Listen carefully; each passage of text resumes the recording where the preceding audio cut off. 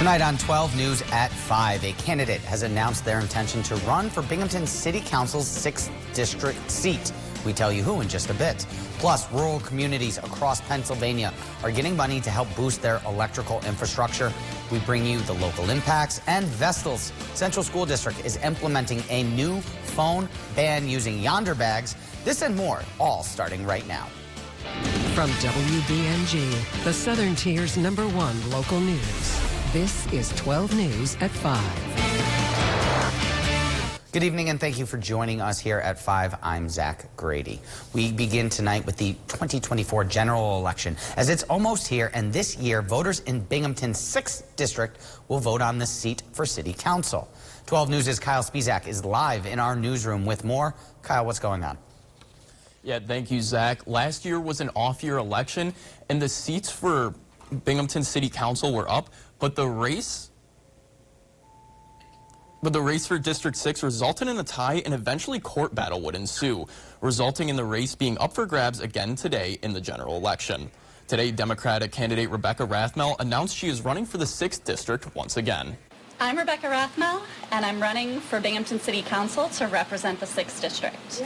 The District 6 seat in Binghamton City Council is up for grabs once again this year after last year's vote resulted in a tie between Rebecca Rathmel and Philip Strawn. A re-election was delayed until this November when a judge ruled that a Republican must fill the open seat in the meantime, but City Council Democrats had to appoint the member. Since then, Michael Costi has been representing District 6.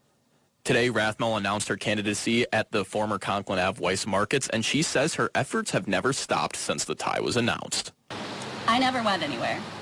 And so from the moment the tie came through, even for the couple of weeks when we weren't sure whether it would be a final tie, I made clear that this seat for District 6 is the one that I want to fill and that I will pursue another election and hopefully a win this November.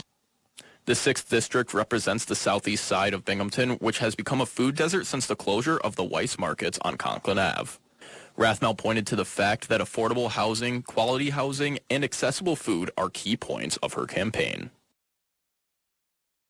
And with the election just 3 months away, candidates are trying to drum up as much support as possible this year to avoid resulting in another tie like we saw last year. 12 News reached out to Republican candidate Philip Strawn to speak with him about his campaign, but did not receive a response.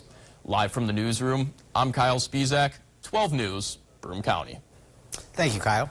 And staying in Broome County, the city of Binghamton is proposing a responsible bidder law for city contracts. The local law would require bidders to provide a record of the bidding company's history, including criminal history, improper bid rigging in other areas, job performance, bidding ban history, labor law violations, and wage theft. The city is also doing this to help keep jobs and local contractors protected.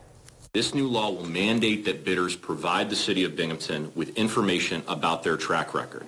Things like criminal history, improper bid rigging in other municipalities, performance issues in other municipalities, if they've been excluded from bidding on other state or federal jobs, violations of labor law, things like wage theft that have happened on other projects. The city is also doing this to ensure all contractors follow labor laws and do good work while also boosting projects for other local businesses. We check now on the weather. Chief Meteorologist Howard Manges joining us for the first time here at 5. Howard, what are things looking like outside? It's kind of wet right now, but the big story is going to be the rain that's on the way for tomorrow. Things are going to get real wet in some areas. There's a look at a flood watch that's in effect for counties shaded in green here. Again, flash flooding is the primary threat. The good news is that yesterday's river forecasts have been a little bit lower than what they were at yesterday. So right now, and again, this is an hour by hour thing as we get into the heavy rain. Right now, the only locations that are forecast to reach flood stage are minor flood stage. So that's really good news. But again, flood watch primarily for the flash flood risk. Some rain lifting north across the area right now. Again, the rain is going to fill in. Not until tomorrow, though, most likely. Flash flooding risk is going to be the highest. Minor flood stage could be reached in a few spots, as I just mentioned there. Severe storm risk is even with us for tomorrow. More details on that. And I still think there could be a wide range in rainfall, anywhere from 1.5 inches to maybe 3 inches of rain, perhaps even some locally higher amounts. I'll break it down for you coming up in just a bit. Thank you, Howard. Earlier today, Johnson City Police responded to the 2-vehicle crash on the Route 201 bridge exit on Riverside Drive. The crash blocked the Riverside Drive exit for some time while crews worked on the scene. Johnson City Police confirmed one of the drivers involved in the crash experienced a medical event and died while driving, causing the crash. The incident remains under investigation and police are not releasing more details at this time.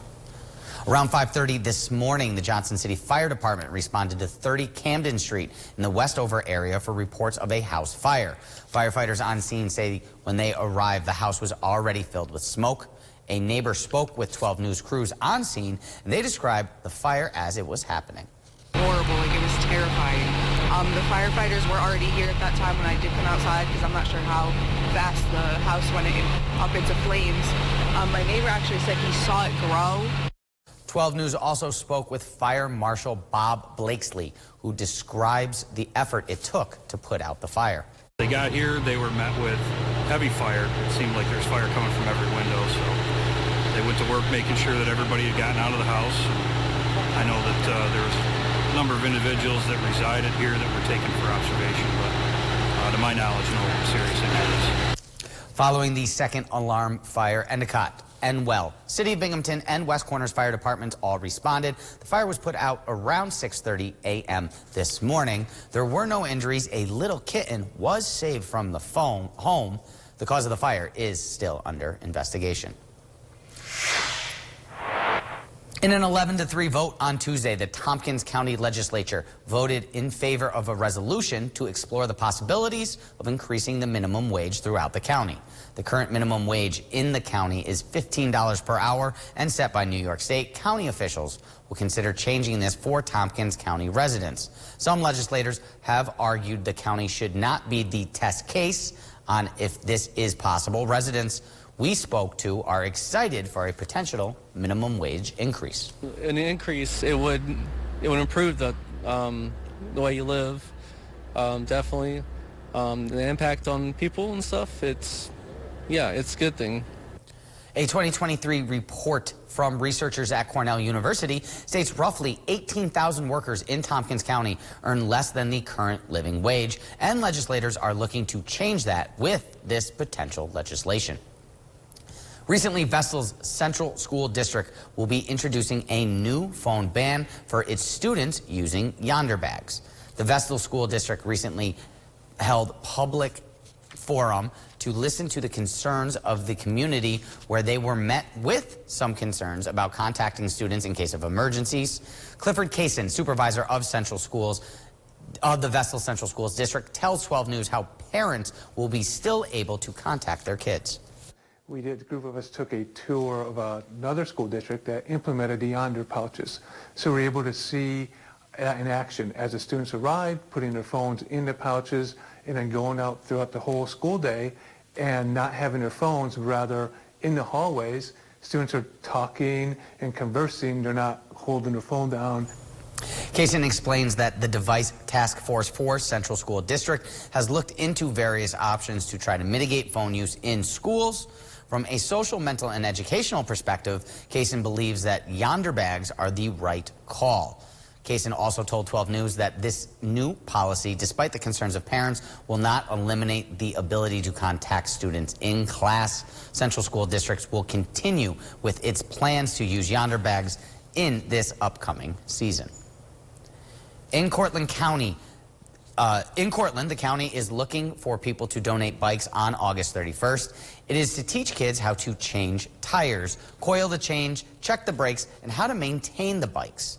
The children will be able to keep the bikes that they work on for no cost. There is no income eligibility, so any families can bring their kids. Rebecca Main, the public health programs manager for the county, says the youth council was crucial in the decision. Our youth council sees a need in our community for other kids to have transportation to get to and from, entertainment sites, athletics, after school programs, to the store. Some of them won't go visiting people because they don't have a mode of transportation. Maine also told 12 News that this would help kids' mental health by being a stress reliever in regards to transportation. 12 News wants to help make sure students are ready to go back to school with our annual backpack drive. All backpacks will be going to children in need. Places around the area to drop off bags include the Serve Pro at 134 Conklin Ave in Binghamton, Enwell Family Physicians at 415 Hooper Road in Enwell, Hatala Orthodontics at 165 Riverside Drive in Johnson City, and various Tioga State banks in Binghamton, Vestal, and Enwell. All backpacks will be distributed from Catholic Charities Food Pantry at 100 Main Street in Binghamton. The drive goes until September 1st. For more details, head on over to our website at WBNG.com. Coming up still here on 12 News at 5. With Tropical Storm Debbie quickly approaching the southern tier, officials are making plans to help residents. We tell you how after the break. But before we head to break, you're looking at a dry downtown Binghamton here from the top of the Security Mutual building.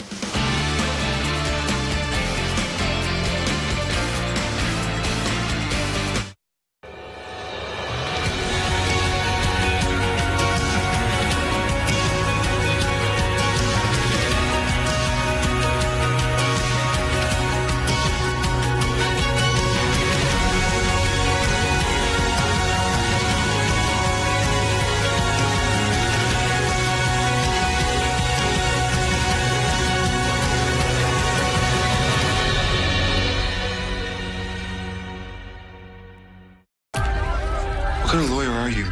An honest one. A man is beaten to death right outside a police bar. We keep our mouths shut. He can't touch us. You've got to try to turn everyone away from darkness toward the light. 61st Street. New episode this Monday at 9/8 Central on the CW.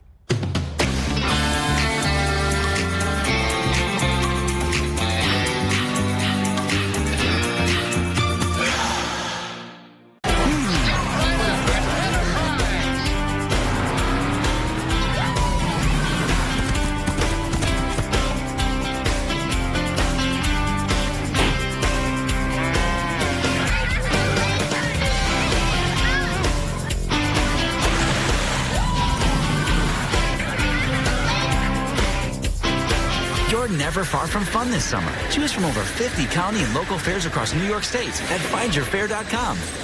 At the auction pit stop, get a great deal on a used vehicle before it goes to auction. Prices start at $15,000 and many vehicles include a factory warranty. Visit the auction pit stop in Great Bend.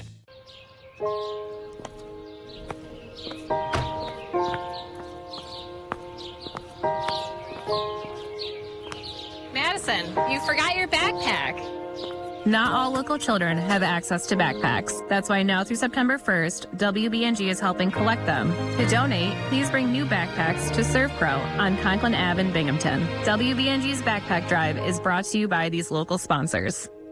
So please show your support and donate today.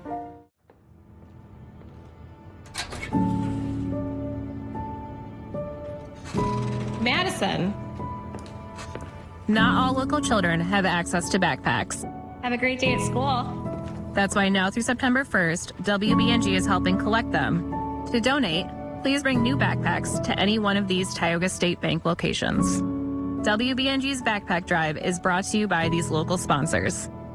So please show your support and donate today. When it comes to fun, it's what we do. See All-American country star Ashley McBride perform live. Tickets are $30 and on sale now at Ticketmaster.com and the gift shop. Tioga Downs Casino Resort. Fun is what we do.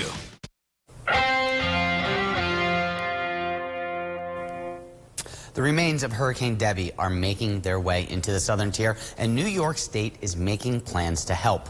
According to the New York State Department of Homeland Security and Emergency Services, swift water rescue crews have been deployed in the areas that have the highest risk of flooding. While the risk of significant flooding is not high, the DHS says that it would be wise to make a plan tonight in case you are caught in a flood. make a plan now. What does that mean? It means, do you know if there was a flash flood and you were told to leave your home and go to higher ground, where would you go? But it's important that I go out my back door and not my front door. And I want to talk to my family about that today, not when it's happening. Commissioner Bray says that the utility companies have increased the amount of workers in the region due to the potential of power poles falling down due to oversaturated soil. Cortland County preparing to get hit by another storm on Friday. The area was hit hard with heavy rainfalls that caused damage in many places during the month of July. The Cortlandville Fire Department said there will be a moderate risk of flash flooding during the day and night. They also state that river flooding and the risk of tornadoes are something to watch out for. Chief of Cortlandville Fire Department Mike Biviano told 12 News what people should be preparing for. Make sure your sump pumps are up and running. Keep your valuables off the ground if they're on the floor in your basement. Move them to higher ground. And then the old riddles. Don't hesitate and evacuate. If your house is taking on water and the water is rising, grab what you need and get out of your house. The rain is due to the remnants of Tropical Storm Debbie. And we move on over now to check in with our expert, Chief Meteorologist Howard Manges joins us. I know, Howard, we've heard from the fire department, the DHS, but what's going on out of our weather center here? Yeah, we're watching this system. It's going to be lifting north, and as I've said from the beginning, if you've lived here for any length of time, we never trust a tropical system. That being said, the highest threat with this storm, I think, is going to be flash flooding. Let's take a look at what's going on. Here's the storm down in the south right now. It's on the Carolina. It's in the North Carolina, South Carolina region right now. But we've had some steady downpours at times throughout the day today, and that kind of helped moisten things up a little bit. Not necessarily a good thing, but not a horrible thing either. More rain moving in through southern Pennsylvania. Temperatures, we're sitting in the 60s right now. A cool day. Muggy as well. Here's the latest, 5 o'clock. Still, it is down to a tropical depression now, 35-mile-an-hour winds. Looks like it's centered around south central North Carolina. Now, this storm, again, is going to get captured by a mid-level trough over the Great Lakes. And as it does that, it's going to pick up speed and could cross right over top of Binghamton. It'll be extra tropical by tomorrow or by Friday afternoon. Yeah, tomorrow afternoon. And then it'll be ripping through here very quickly. So let's talk about the excessive rainfall risk. This is a 3 out of 4 risk. As I just stated, the highest risk, I think, right now is going to be for flash flooding.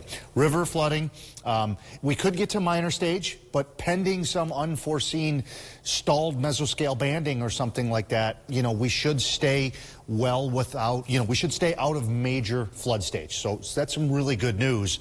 Again, but flash flooding, it can be just as damaging. There's a look at approximate flash flood guidance numbers for 1 hour. Again, these values are highly generalized, but they represent just how wet the conditions are. Get less around an inch an hour or more than that, and you could run into some flash flooding in Tioga, Broome, northeastern Pennsylvania, and elsewhere. Again, highly generalized. All depends on the ground makeup, the terrain, concrete coverage, things like that. So it's just a general number, but a extra tropical system can certainly do that. So remnants, let's talk about the timeline. 12 a.m. to 8 a.m. rain showers will be drifting through. Again, heaviest rain likely stays out of the area well south and west by later in that 8-hour period. By 9 a.m. to 5 p.m., pockets of very heavy rain will be developing. I think there could be some rainfall rates 2 to 3 inches an hour, perhaps even locally higher than that. The flash flood risk will be growing inside those heaviest rain bands. There's also a risk of a severe storm, perhaps even an isolated tornado. Again, 6 to 12 p.m., the severe threat's going to come to an end, and the rain is going to be ripping right out of here really quickly. I think totals 1.5 to 3 inches, perhaps some isolated 4-inch plus. If we get that, we'll refer to as mesoscale banding. So the severe outlook, we're at 2 out of 5 in the yellow, 1 out of 5 in the green. Tornado outlook, again, not guaranteed. It's a very low chance, but it's a chance nonetheless. There's a 5 to 9% chance in the brown, 2 to 4 chance in the green. So let's get to the future track here. This evening, a few showers, some rain coming through overnight, a lot of rain-free time. Daybreak, start to see some rain come in. Now, as we get into midday, the yellows and oranges, that's the 2, 3 inch an hour rainfall rates. Midday, There's a look right across the I-81 corridor. Could change, a little bit of time, maybe an hour or two, distance a little bit as well, but this is just a guideline. Heaviest rain tomorrow afternoon into the very early evening by 4 or 5 o'clock. Look what happens. That is out of here. So the threat is really going to wind down after about 6 or 7 o'clock. And then Friday night into early Saturday, things will be calming down substantially. So that 7-day forecast looks like this. We removed the Saturday first alert because I think most of this is out of here before midnight on Saturday. And then the rest of that day there. Again, we're going to get soaked tomorrow. We're going to get a lot of rain, but as I mentioned there, rivers should behave. We don't have any moderate or major flooding forecast on the rivers right now, but we're primarily going to be watching for maybe a severe thunderstorm, an isolated tornado, and then, of course, flash flooding. Thank you so much, Howard. We appreciate it. And as always, folks, the latest on the First Alert weather information. You can download our free Storm Trek 12 weather app using the QR code on your screen that you see right now, or visit our website, WBNG.com. We'll be right back after this break. Stay tuned.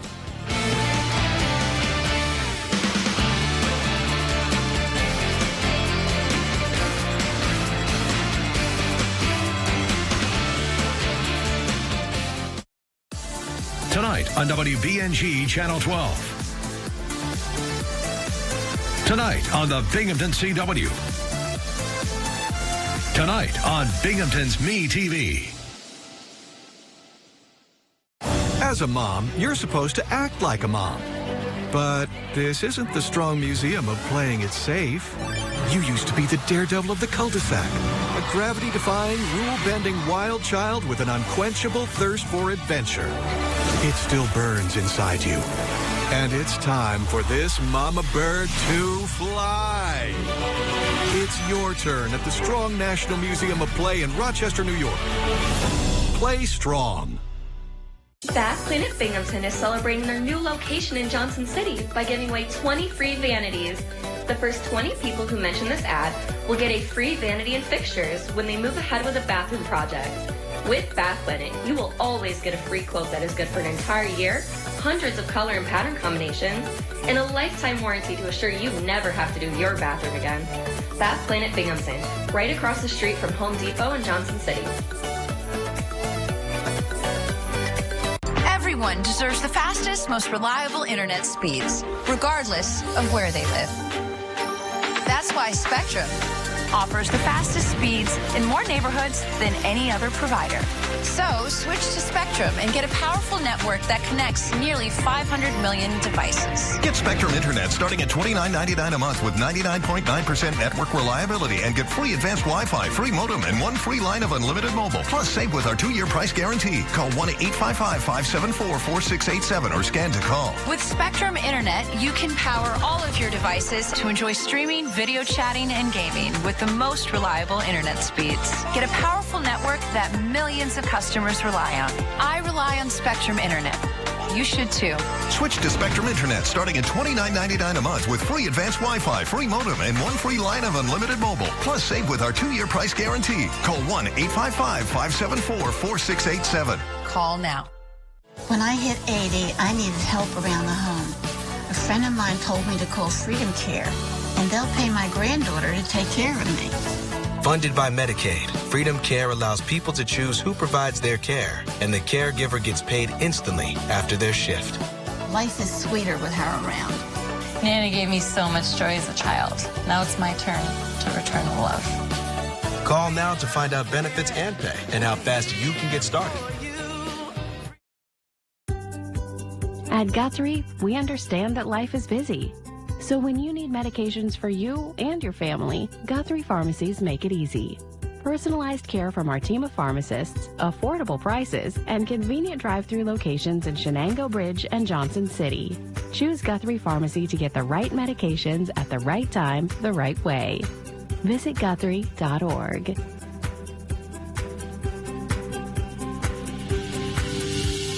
I'm Ashley Soriano. Watch me weekdays from 5 to 7 on 12 News This Morning.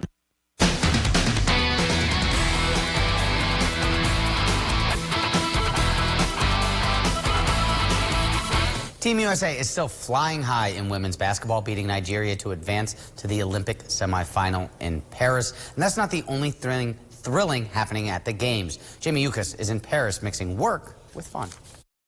It was a slow start for Quincy Hall until the 26-year-old surged forward, passing the competition in the last 10 seconds to win gold in the men's 400 meter, his first Olympic medal. I have a great group of guys that I ran against, and all I had to do was just run my race and then do what I could do. On the mat, another medal for Team USA. Tokyo bronze medal winner Sarah Hildebrandt dominated her championship match against Cuba to earn the gold this time around. Also smiling, the American artistic swimming team, which medaled for the first time in 2 decades, after earning silver for their stunning and at times gravity-defying performance. This has been a crazy experience, and I feel like it's hard to fully process everything that just happened until I go home. Now enjoying her time outside the pool, swimmer Reagan Smith will be leaving Paris with 5 new Olympic medals, including 2 golds from relays. To finish on such a high note like that, not only winning gold, but the American women also set a world record in that event. So it was just so special to end on such a high note. Smith says the games have been a moment for the world to rally together. I think we all just have a lot of respect for each other, and we really want to hold each other to the highest standards. I really love the sportsmanship that you see after many of the races, healthy rivalries as well. We're all here to come together and be united and celebrate our countries, our differences, and make the world really proud and just be entertaining too. And these Olympics have been very entertaining. Today, Noah Lyles will be racing in the men's 200-meter final. He's looking for gold on his continued mission to finish the games with 4 first-place finishes. Jamie Yukas, CBS News, Paris. Just ahead on 12 News at 5:30, a member of the left-leaning House group, The Squad, lost her primary challenge on Tuesday. We bring you the potential implications after the break. But before we head out, we give a look at Binghamton across the valley from the top of the WBNG studios. Stay with us. We're back here after the break.